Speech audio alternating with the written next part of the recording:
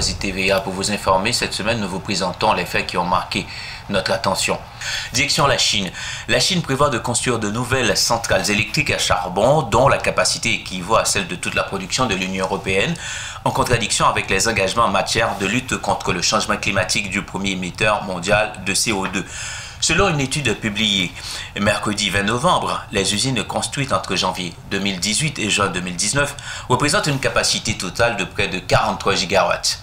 Les chercheurs ont alerté sur le fait qu'une hausse de la capacité énergétique de la Chine était incompatible avec l'engagement pris en 2015 lors de la COP21 à Paris, dont la Chine est signataire, visant à limiter à 2 degrés le réchauffement climatique global. Selon ce rapport, les centrales à charbon en construction ou sur le point d'être rouvertes dans le pays représentent 147,7 gigawatts, presque autant que l'actuelle capacité de l'Union européenne qui est de 150 gigawatts. Ces usines porteraient la capacité totale des centrales à charbon en Chine à 1,174 gigawatts. La Chine est le premier émetteur mondial à effet de gaz à effet de serre. Le risque est que les dirigeants chinois ressentent le besoin de continuer à soutenir les industries intensives à charbon et de placer les préoccupations climatiques au second plan afin de poursuivre la croissance économique. La violence à Rio de Janeiro, digne d'un film d'Hollywood. À Rio de Janeiro, la violence prive certains quartiers de services publics.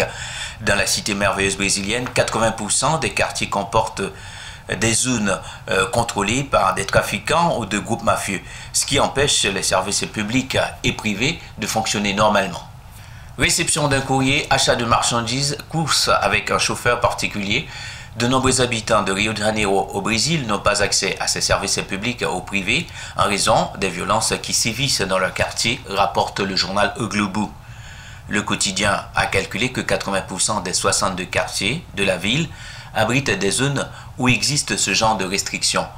Dans le cas de la Poste, l'accès à au moins 109 quartiers est restreint ou dépend de conditions spéciales pour recevoir le courrier, souligne le journal.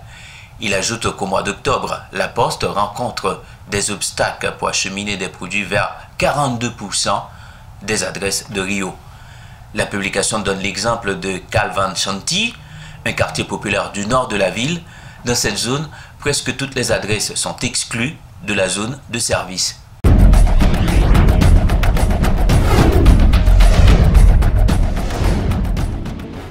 Haïti, dans l'actualité de la semaine, nouveau rebondissement dans les bras de fer opposant l'administration de Jovenel Moïse à la compagnie Sogénère.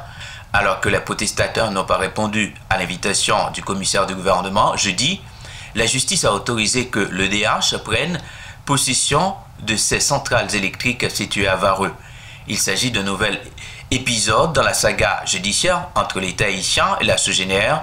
Avant cette ordonnance, l'État haïtien, via plusieurs cabinets d'avocats, avait porté plainte contre la compagnie, ses propriétaires ainsi que d'anciens fonctionnaires de l'État. En Conseil des ministres le 23 octobre, le gouvernement démissionnaire avait déjà pris des dispositions en ce qui concerne les contrats liant l'État haïtien et les firmes de production d'énergie. La résolution avait été publiée dans le journal officiel Le Moniteur. Le gros titre dans la presse canadienne. Pour son mandat, Trudeau forme un conseil des ministres rassembleurs.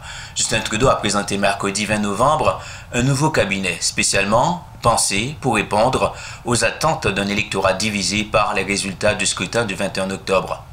D'un bout à l'autre du Canada, les réactions fusent, pas toutes positives. C'est un conseil des ministres qui reflète les tensions de la Fédération canadienne et le statut de son gouvernement minoritaire qu'a composé Justin Trudeau mercredi à Ottawa, constate Le Devoir.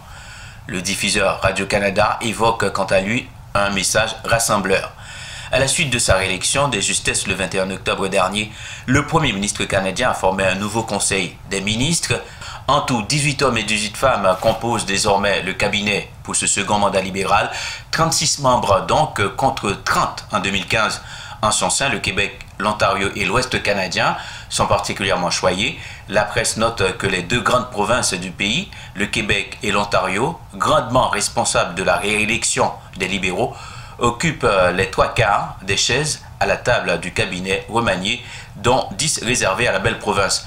Autre rameau d'olivier tendu par Justin Trudeau à l'ouest, sa ministre vedette Chrystia Freeland quitte les affaires étrangères pour devenir vice-première ministre et ministre des Affaires intergouvernementales. Cette native de l'Alberta devra faire face à la frustration politique croissante dans l'ouest, dit le réseau CBC.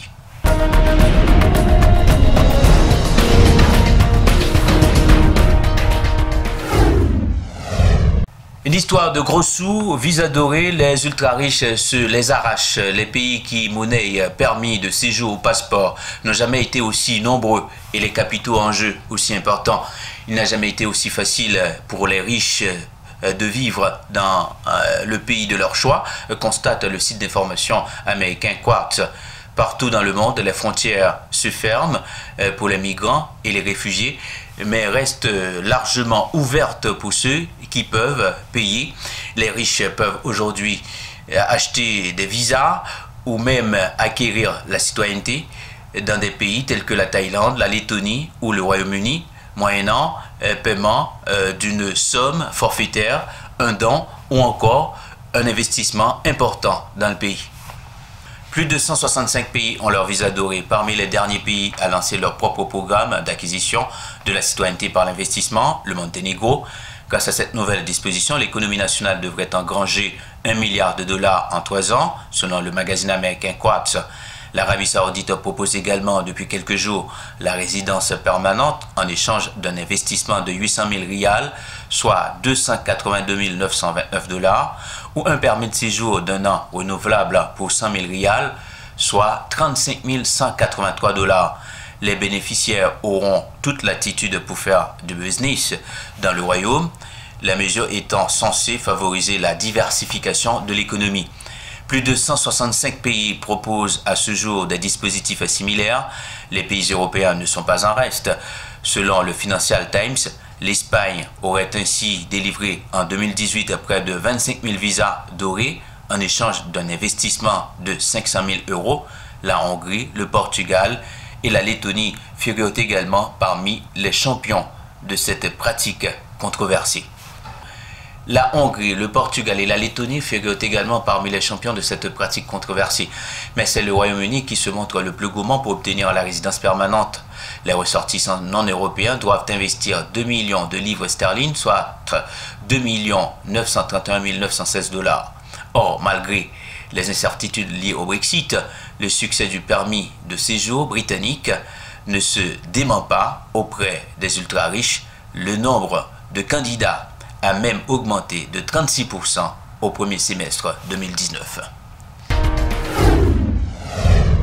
Pour finir, une partition de jeunesse de Mozart vendue à 410 543 dollars. Une partition originale écrite par Wolfgang Amadeus Mozart à l'âge de 16 ans et ayant fait partie de la collection de Stefan Zweig a été vendue lundi 18 novembre aux enchères par Sotheby's Paris pour 410 543 dollars, soit presque le double de son estimation. Mozart a toujours écrit des premières versions sans les retravailler par la suite, contrairement à Beethoven qui revisitait sans cesse ses partitions. Le manuscrit, qui n'a jamais été publié, comporte quelques corrections et modifications mineures, dont une ou deux seraient de la main du père de Mozart, Léopold. Il avait été conservé par la sœur du compositeur, Maria Anna, avant de rejoindre l'immense collection de Stefan Zweig. L'écrivain était connu pour être un grand collectionneur de fragments de musique, notamment ceux de Mozart. Les 27 et 28 novembre, chez la maison rivale Christus à Paris, un portrait de Mozart, âgé de 13 ans, l'un des rares tableaux peints de son vivant et faisant encore partie d'une collection privée, va être mis aux enchères avec une estimation de 1 172 896 dollars à 1 759 149 dollars. C'est tout pour cette semaine. Merci de votre amitié et de votre confiance. À très vite sur TVA Magazine.